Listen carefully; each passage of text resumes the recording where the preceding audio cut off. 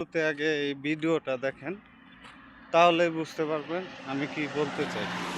ভিডিওর শেষে আমি কিছু কথা বলবো আপনাদের।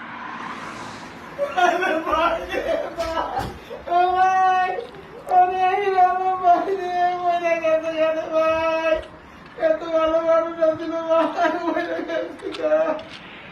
আল্লাহ একটা নিয়মনি গেল আদরটা নিয়মনি আইতো ভাই আমি কেমন হয়ে গেলাম ভাই। আসলে আমি যতবার ফেসবুকে মানে স্ক্রল করে যতই আমি ভিডিওটা কাইটা দেই, ওটা ঘুরে ঘুরে মনে করেন যে বারবার হিরো আলমের ভিডিওটা আসে, না বললেই না।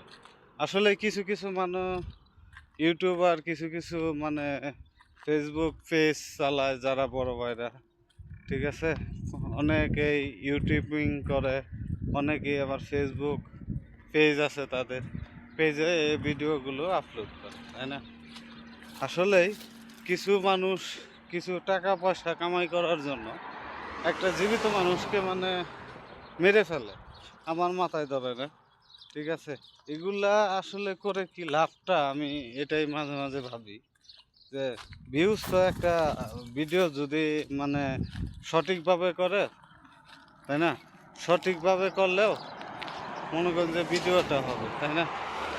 মিথ্যে বলে হিরো আলম মারা গেছে, আসলে মূলত ওইটা আসলে হিরো আলমের আসলে ওইটা আসলে একটা মুভির শুটিং ছিল।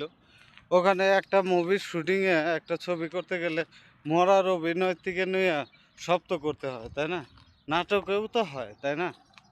এগুলা একটা মরার শুটিংয়ের ফুটেজ নিয়ে হিরো আলম মারা গেছে মারা গেছে ভাই, ফেসবুকে ঢুকতেই পারেনি।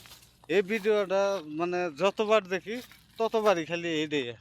আসলে এগুলো আসলে ভাই আসলে হিরো আলম মারা যায় না, আসলে এটা আসলে একটা ছবির শুটিং।